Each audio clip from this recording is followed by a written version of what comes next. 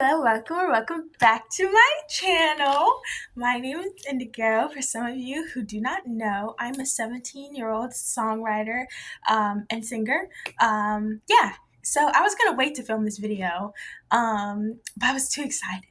I love explaining my music. I love talking, and I love talking about music. So I'm gonna try and not make this video too long, but yeah, this is kind of just me explaining the background of Endure, of how it came to be, explaining my small bit of my writing process, and also me explaining the lyrics. First off, I want to say that when I was younger and I first started off writing music, um, I was very much raised in a household that tried to get me onto things earlier. So writing, spelling, and talking was a big part of that. I've been writing for a hot minute now, poetry wise at least. And for a long time, my poetry and my music were two different things, completely two different things. When it came to music, especially when I was younger, like when I first off started writing music, I always wrote what I heard. Like all the artists that I would listen to in the car, that my mom would sing around the house, that I heard in church, that um, I heard out in public, I would mimic it. And I grew up listening to uh, Mary J. Blige, Brandy, Tammy. Is it Tammy Braxton? I don't know. I think it is Tammy Braxton. Jasmine Sullivan, Usher, like old soul R&B. Yeah. So imagine a 6 or 7 year old talking about some, cause I can't be without you, baby. Right. So I wrote I wrote a lot of stuff that I heard. I mimicked when I first started writing music. But I think that that was nice because I understood kind of naturally once I started really trying to study music, like the verses, the pre-choruses, and I could hear it without having to mark it down like, okay, this is a verse, this is a pre-chorus, this is a chorus. And my poetry was something that I always wrote what I felt from the beginning. So I felt like those two things were different for a long time. And then once I started listening, I want to say around like 8 or 9 years old, um, I finally kind of got introduced to Emily Sande. She's an artist, beautiful singer. Um, Songs that I recommend are probably Selah. It's Selah, and then Clown or Read All About It. She has beautiful songs. Oh, Suitcase was a good one as well. She has this poetic and very like it's very intentive. Her lyric style is very intentive, and I love that about her music, but it also can be flowy, it can be fun, it can be bright. And she's a big factor with a hot pot, a hot bit of my songs that I write. Very, very inspired by her stuff. Um, and I feel like run wise and contrast wise, Jasmine Sullivan is a big part of that as well. She has a lot of contrast to her voice and a lot of her instrumentals. So for a long time, as a kid, I feel like I don't know how to explain it. I could pick out in my head the contrasts between music and lyrics, and I was like able to cipher. I don't know. The music was, because y'all heard that too. The music was vibing in my head. The music was vibing in my head, basically. So yeah, so once I got up there in age and everything, around like, I want to say 12. I want to say 12.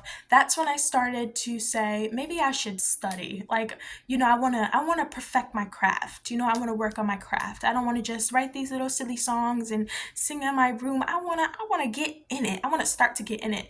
So, I got a little notebook and I got a little binder, and I wrote how to write a song. And I searched up every YouTube tutorial. I searched up every little website or whatever, and it like told me, this is a verse, this is a chorus, this is a pre-chorus, this is a bridge, this is what some artists do. Do you see the difference in between this, that, and a third? And I literally sat there and studied it like I was on a music theory course.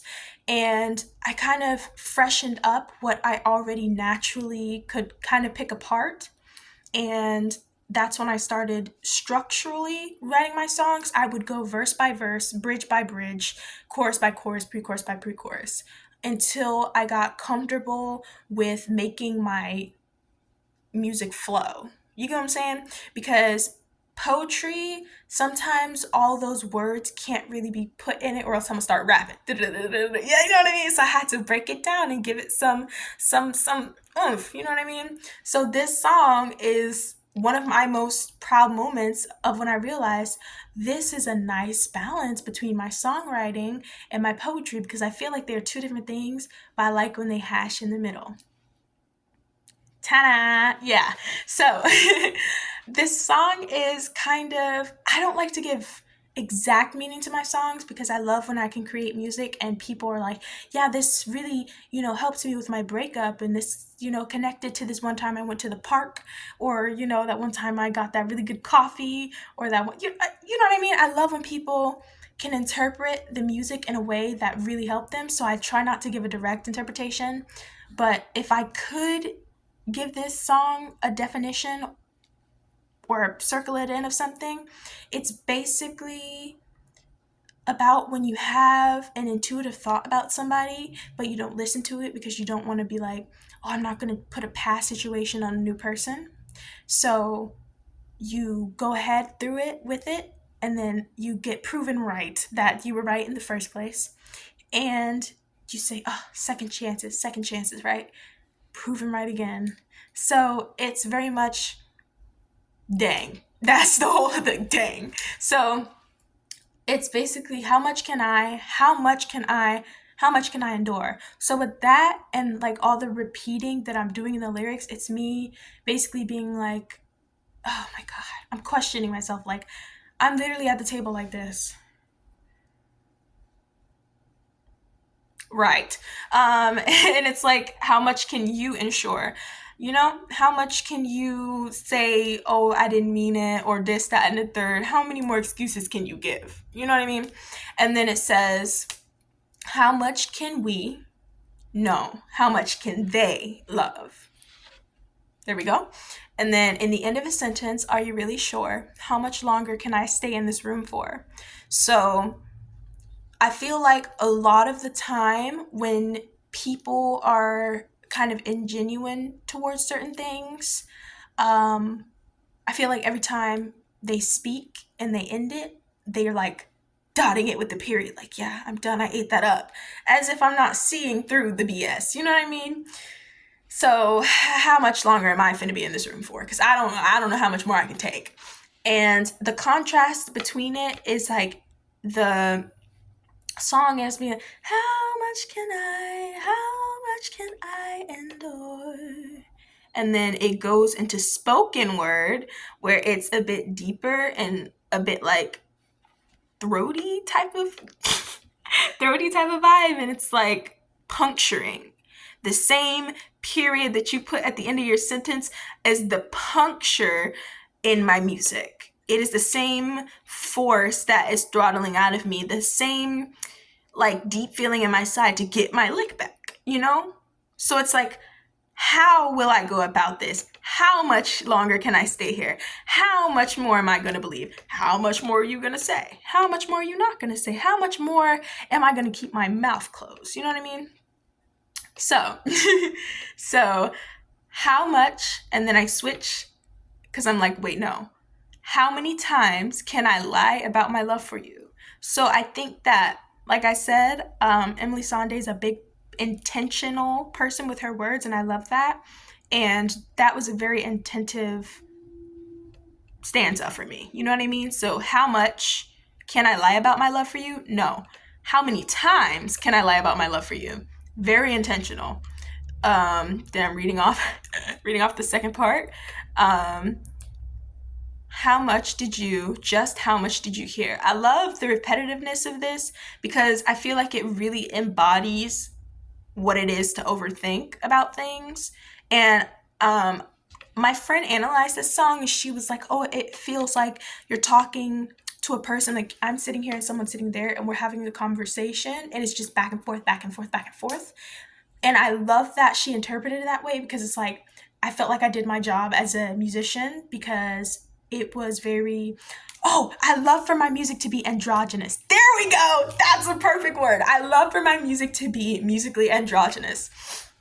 To have so much like here and there to the point where it can be taken any way. That's just so cool to me. Like, I love when a song is really like wide and broad, where I can imagine so many different scenes playing out. I love that this song gives it. She was like, it's like you're sitting here and somebody's sitting there, and you guys are talking back and forth, back and forth. That's why it's so much of switching.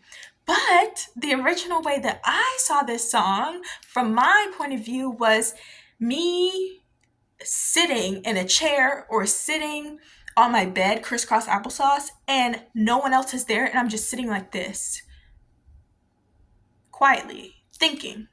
And the back and forth is in my head. You know what I'm saying? Yeah. So I love that she kind of envisioned it differently, and I was like, oh, win. Okay, so then it's another switch. How long were they standing here? So I feel like in friendships and love and family, whatever you want to take from it, any type of relationship, it is always about person A and B. But when you realize that group C, like the outside world, may have noticed this before you did, it kind of, you start to feel dumb, because it's just like, dang, I knew, but I didn't know. Like, I know better, but I still messed with somebody I wasn't supposed to, and that did not do me good. You know what I mean? So it's like group C realized it before person A, and person B is standing there playing. You know what I mean? Yeah. And so it switches again to kind of a spoken word type of vibe, and it says that this moment is fortified in my mind, sitting on the floor, repeating once more, how much can I, how much can I, how much can I endure?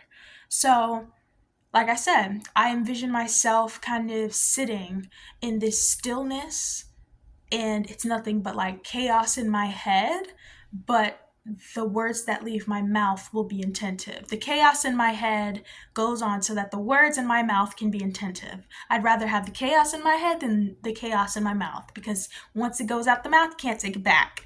So I'm very careful with my words, what I say, how I speak to people, and that's a big thing right there. That the chaos, I'm gonna say it again, because that ain't, the chaos in my head cannot be the chaos in my mouth. So that is why my words are intentive. I allow the words to be filtered through. Think about it. That's it. Because the power is in the tongue, baby. You gotta be careful what you say. And then it's how much can you be sure? How much can I no longer endure? And then how much can you be sorry for? So it's kind of like me trying to figure out if I'm going to give somebody grace again, if I'm going to allow myself to forgive again, but not necessarily for me to forgive and move on, but for me to forgive them so that they can have a fresh slate to do whatever they just did again, and then apologize again. So how much can you be sorry for? Yeah. So yeah, this was a little yap session. This is kind of a long video, but I love talking about my music. I would love to go live and kind of discuss once my album drops, and kind of discuss the behind the scenes of it. And I'm so excited, you guys. I have so many ideas for music videos, and I just feel really, really blessed right now. Like, I looked back on the other video that I just posted, like welcoming myself to my channel, basically, like, hey, how you doing? And the amount of comments and love that I got from that, and as well as some other videos like shorts, and on my first video that I posted here, that really made my morning. I saw it like around 5 in the morning. I was so happy, like I'm so grateful, and I cannot wait to put out more stuff. And I hope that you like the rough draft of the song, and I'm gonna work really hard to not be too hard on myself and try and produced the studio version. And oh, an update, a small update before I end the video of You Cut Off Your Hair. Uh, that is going to be a acapella song. There will be no music in the background. It's still literally just going to be me stacking my vocals because the original beat that I found for it, I can't find it again. So I was like, it's okay. I remember the vibe that I want for the song. So I'm just gonna try. Whoa! I'm just gonna try and mimic it with my vocals. So yeah, that has been me. And yeah, that's it. Thank you for watching and listening to me yap about my song Endure.